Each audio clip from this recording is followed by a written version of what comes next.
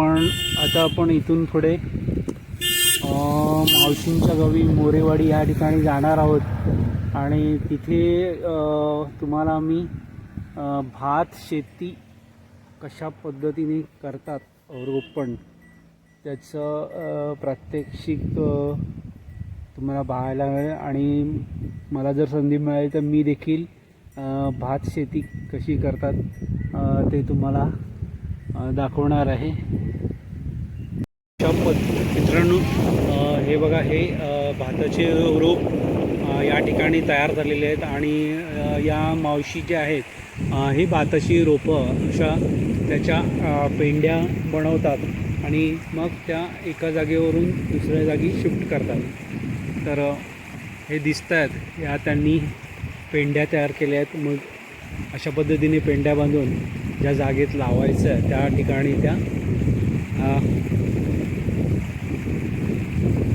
Shift करायच्या असतात आणि त्याच पद्धतीला आपण रोपा पद्धत बोलतो।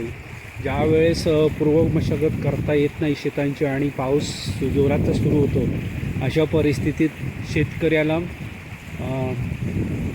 टोकण आणि हडगीची पद्धत करता येत नाही, मग त्यांना रोपा पद्धत करावी लागते आणि हीच ती रोपा पद्धत। आणि बाजूलाच बघा हा ओढा कसा खळखळून वाहतो आहे, सुंदर दृश्य। पावसाचा जोर वाढला आहे तर मी तुम्हाला घेऊन जाणार आहे पुन्हा प्रत्यक्ष रोपा जिथे लावतात त्या ठिकाणी। हा जो मिनी ट्रॅक्टर दिसतोय याला टिल्लर बोलतात। या टिल्लरच्या साहाय्याने आता जिथे भात रोपण करायचं आहे त्यामध्ये चिखल केला जातो।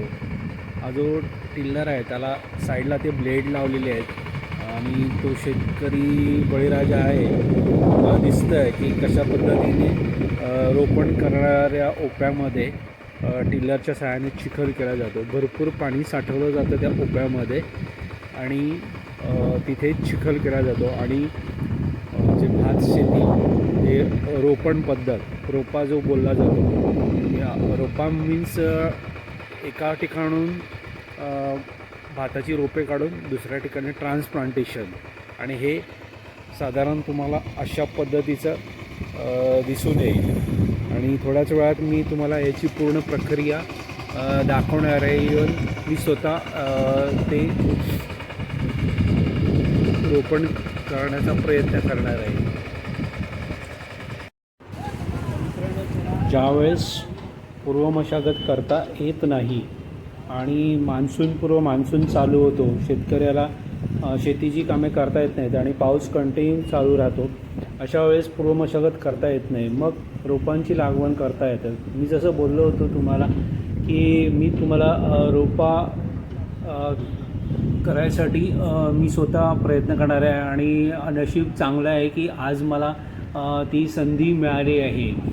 आज इथे हा माझे मित्र संभाजी त्यांच्या शेतामध्ये हे भात शेतीचं रोपण चालू आहे आणि मी त्याचा आनंद घेतो आहे।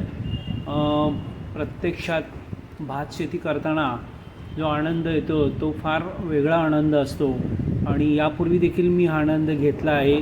तर तुम्ही देखील या आणि या भात शेतीचा चालू दे का कशा पद्धतीने रोपण करतात ते पहा।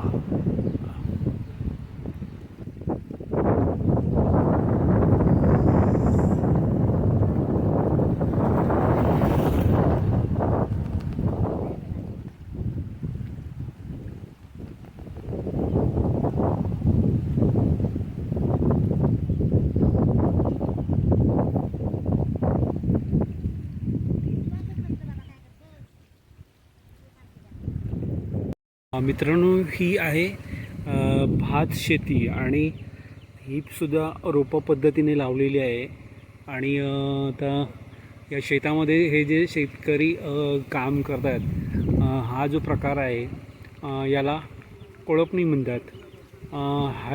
ही जी पद्धत आहे हे म्हणजे एक प्रकारचं जे अनावश्यक तण वाढतं ते तण नष्ट करण्यासाठी हे कोळपा करावं लागतात। ह्या कोळपामुळे त्यामुळे अनावश्यक जे रान वाढलेलं असतं ते नष्ट होतं आणि आपलं जे पेरलेलं पीक आहे ते व्यवस्थित वाढतं आणि जोमाने वाढतं. अदरवाईज तण पण वाढलं तर धान्य कुठलं आणि तण कुठलं हे समजत नाही, म्हणून ही कोळपणी करावी लागते. त्यामुळे ही मेहनत बघा किती आहे. एवढा जवळजवळ 1-1 फूट पाय रुतला जातो आणि त्याच्याने हा कोळपा पद्धत करतात. याचेही 2-3 प्रकार आहेत. आता आधुनिक हत्यारा अवजार आलेत, पण हा डुईचा कोळपा म्हणजे बैलाच्या जागी माणूस आहे आणि दुसरा एक माणूस तो त्याला हँडल करतो. अशाच काही बऱ्याचशा पद्धती आहेत जेणेकरून आपण जे हार्वेस्टिंग करतो